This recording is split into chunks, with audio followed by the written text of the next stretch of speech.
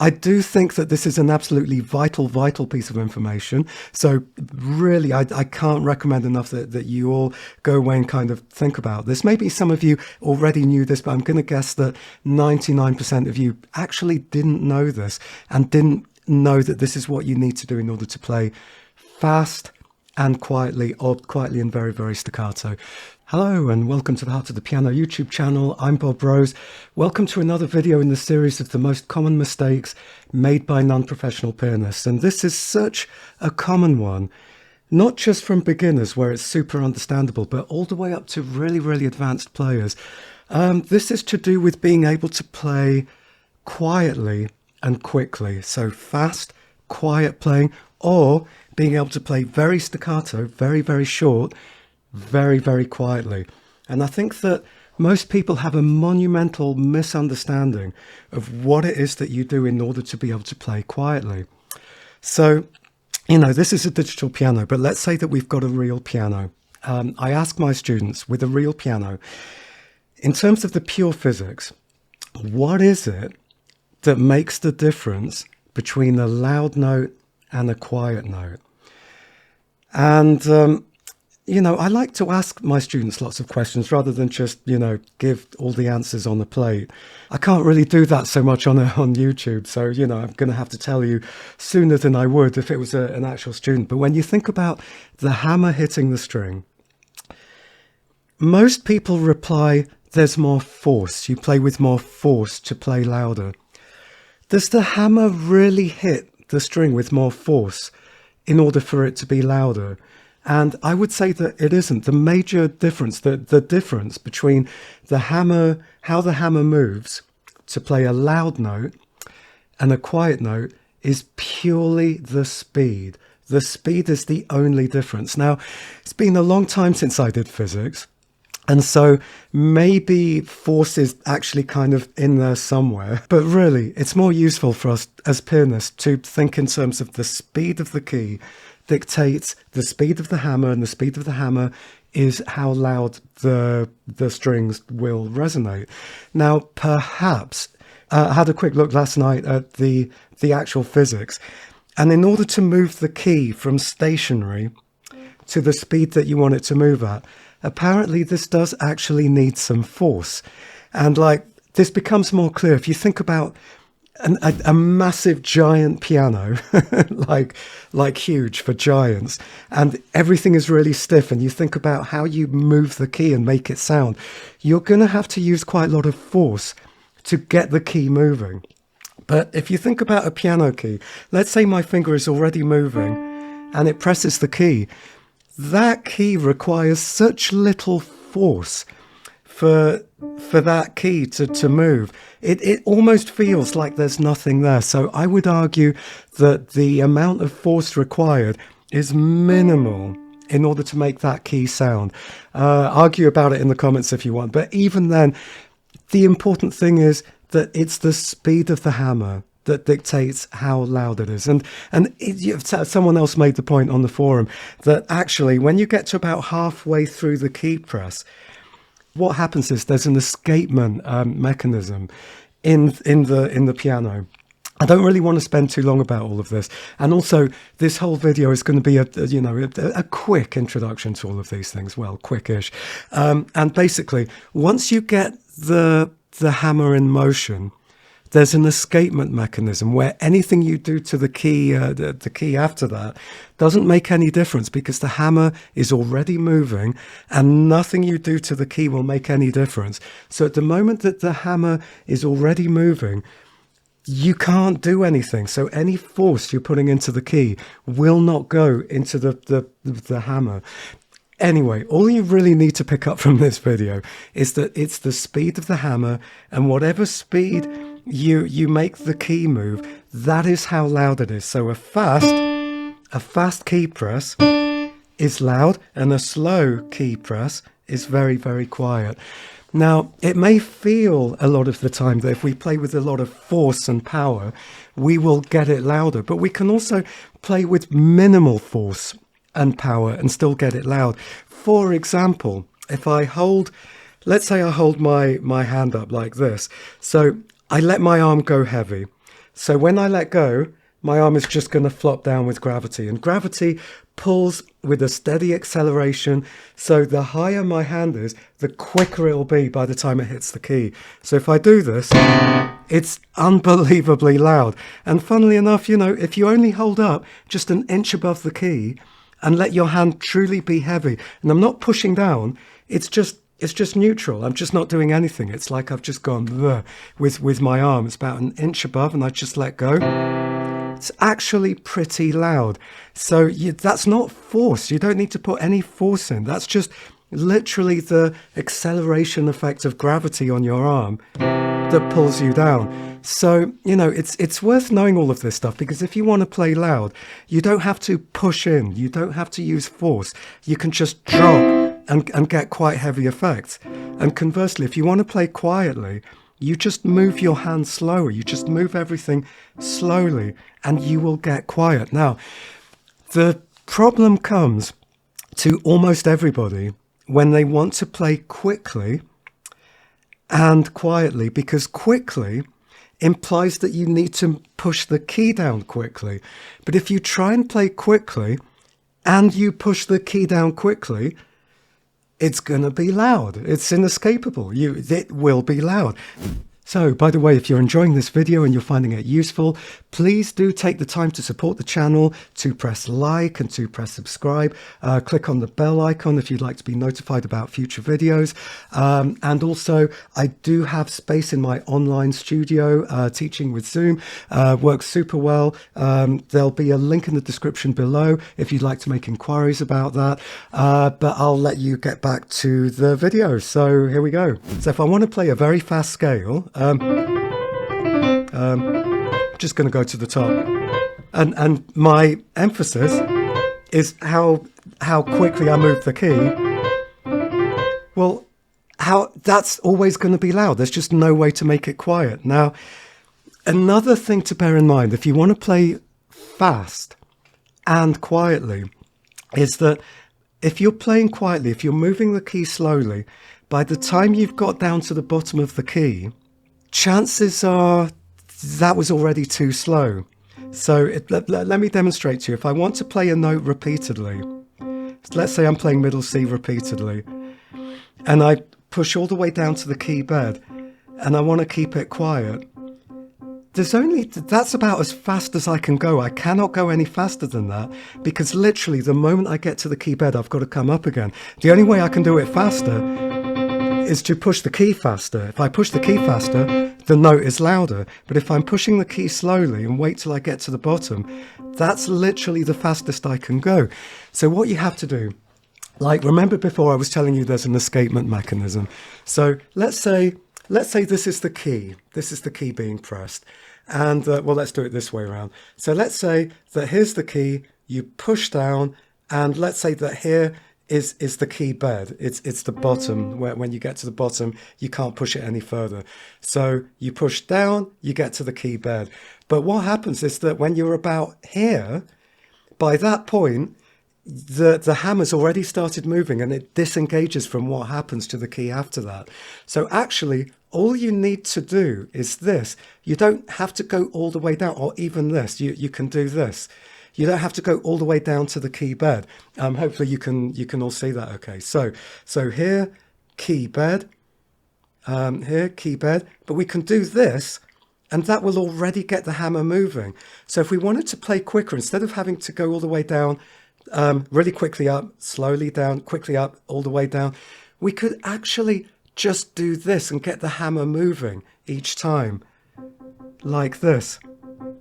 I'm not actually going all the way down to the bottom, to the key bed, right to the bottom. And also the key flicks itself up. I can't go much faster than that because I've got to wait for the key to flick itself up. But you can see I'm not pushing, I'm just literally doing this.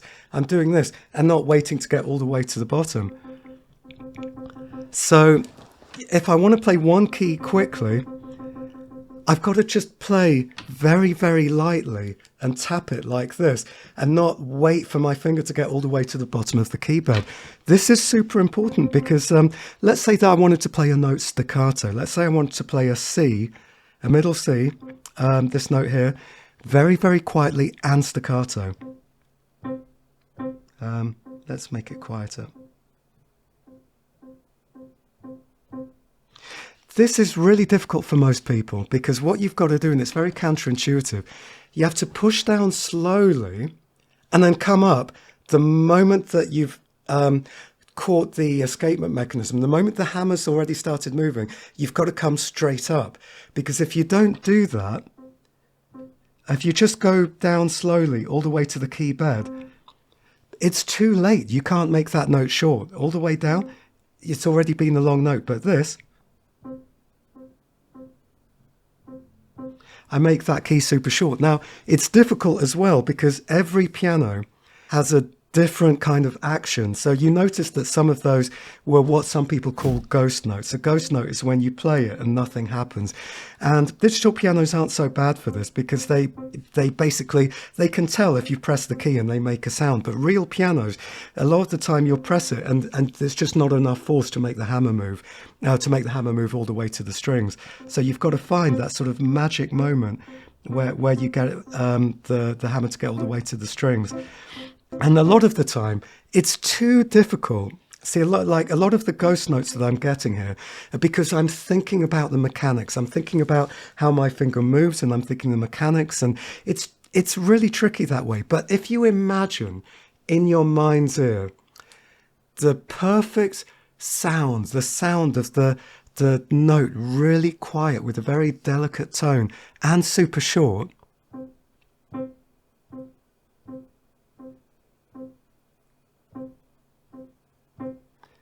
yeah, and the clearer I can hear it, the more my hand is just going to give me that sound. The more I start thinking about how I do it, it becomes harder and harder to do. And this is a skill. Every different piano is different. A lot of the difficulty in getting used to a brand new piano, because as pianists, we've always got to get used to new pianos. Every time we perform somewhere new, there's a new piano. And a lot of the skill is being able to, let's say we're at the beginning of a piece of music and we play quietly and nothing comes out. We've got to start adapting really quickly and getting used to, oh, this piano feels like this. And different keys are going to they're not going to be even as well. This is just the difficulty of playing the piano, But, it helps to know that actually the way to make a note quiet is it has to move slowly. So if we're trying to play very, very short and very, very quietly, we just can't push down quickly. If we push down quickly, it's going to be loud. So this is something that, I think it's most useful, rather than at this point to give you loads and loads more technical stuff. Having given you this information and having demonstrated just a little bit some of these things, I'd say go to the piano and experiment, really experiment. Be interoceptive, go watch some of my other videos to get more of an understanding of what interoception means, because I talk about it in a lot of my videos. So you want to feel what it feels like to play very, very slowly. And there is a lightness to it. It is light. But yeah, I don't want to get too much into that. But, just experiment. You move quickly, you move slowly, and you want to move slowly and make the note short and let your hand discover how that happens. Now, if I'm playing, let's say I'm playing a scale and I want it to be really, really quiet. What this means is there's this tendency that to play quickly, our finger has to move really fast, but our fingers cannot move fast if we want a fast, quiet scale. What we have to do, the fingers move slowly, but we move to the next note sooner. And this is a very difficult thing to describe. Again, this is something you need to experiment with. If I demonstrate here, let me make sure I'm out of the way. So the fingers have to move slower. And because the fingers move slower, you have to kind of overlap in a way what you're doing. So slow, slow, slow, slow, or slow, slow, slow, slow, slow, slow, slow. And you just do them, you make the second finger follow the first finger with a small gap. There's a very small gap in between all your notes, but that doesn't mean your fingers move quickly. So small gap in time between this finger, this finger, this finger, but you do not pull and snatch with your fingers.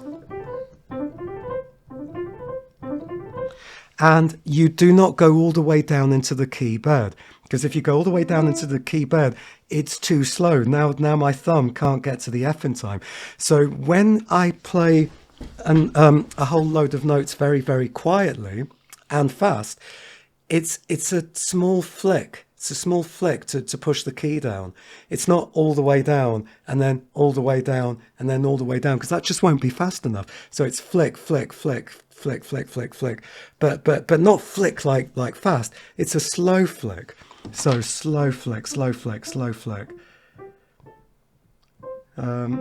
You can see these are slow flicks. And again, the more I think about it, in the left brain, very analytical, exactly what is my finger doing, it gets harder and harder and harder. It's just a thing that I physically get used to, because if you experiment enough with your hand, you get an intuition about, you hear the sound that you want, and your hand just kind of does it for you. Now, that's a different kind of intuition. That's intuition that comes from experimenting with all different kinds of things, rather than just the kind of more naive intuition that says that if you want to play quieter, you just somehow play with less force. But that abandons you the moment you try and play fast. See, I can play fast. It doesn't feel like I'm using much force, because the keys are not heavy. They're not heavy things to press down. So I can still, I can flick. That doesn't feel like there's a lot of force. But if I move my fingers slower, it's quieter. I can still move my fingers without force, but quicker. And it honestly doesn't really feel like there's a lot of difference in force. It's not force, it's speed. So the paradox is, and this is just something that you're going to need to go away and reflect on and experiment with the feeling in your hand, and experiment with moving your fingers slowly. But you move your fingers slowly with a very, very brief gap in between each finger. And the more you do that, the faster and faster you can get your scale where it's super quiet. And it is hard. It is much, much harder. So basically, this is such an overlooked piece of instruction, not just for beginners, but for advanced students as well.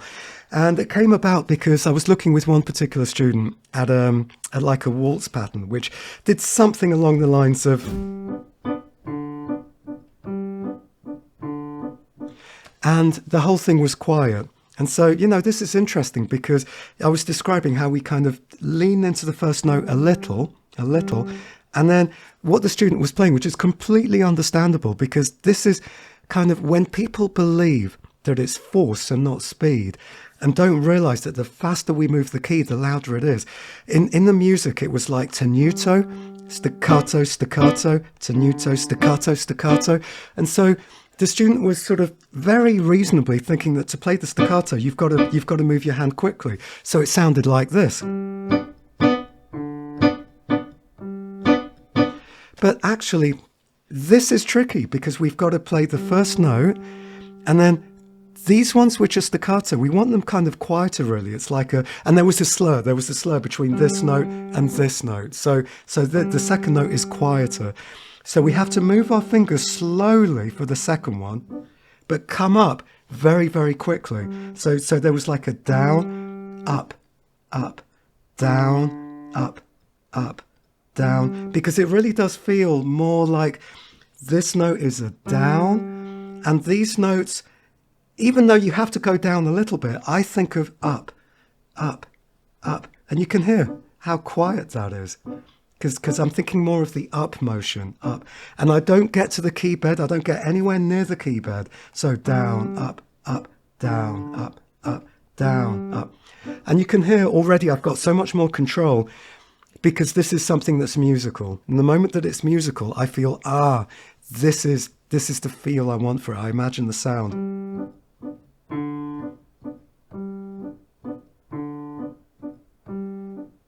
So I don't get to the key bed. It's more about the coming up, because if we're moving very slowly to get that quiet sound, if I wait till I get all the way to the bottom, it's already a long note. So you really do have to come up with those. Anyway, I hope this has been a useful video for you. I do think that this is an absolutely vital piece of information. So really, I can't recommend enough that you all go away and kind of think about this. Maybe some of you already knew this, but I'm going to guess that 99% of you actually didn't know this and didn't know that this is what you need to do in order to play fast and quietly, or quietly and very staccato. So yeah, go do some more practice. I'll go watch more of my videos, and take care and goodbye.